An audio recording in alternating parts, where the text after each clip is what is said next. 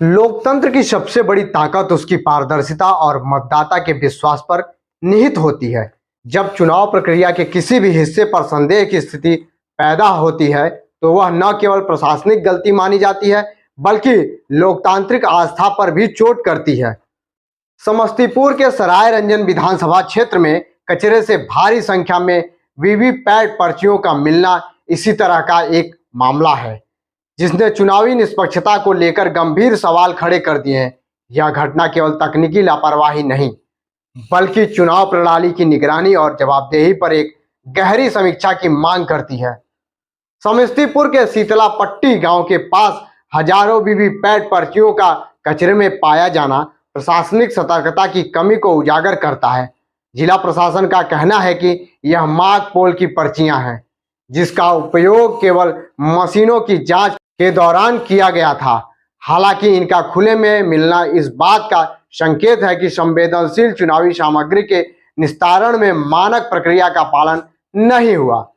मुख्य चुनाव आयुक्त ने तुरंत जांच के आदेश दिए हैं। एआरओ को निलंबित किया गया है और एफआईआर दर्ज करने का निर्देश दिया गया है। दूसरी ओर आरजेडी ने इस मामले को चुनाव आयोग की जवाबदेही से जोड़ते हुए राजनीतिक सवाल खड़े किए हैं। पार्टी ने इसे लोकतंत्र के अपमान से जोड़ते हुए कहा कि अगर यह मार्क पोल की पर्चियां थीं तो वे सड़क पर कैसे पहुंची। आरजेडी सांसद मनोज झा ने चुनाव आयोग को पत्र लिखकर स्ट्रांग रूम और मतदान सामग्री की सुरक्षा पर चिंता जताई है।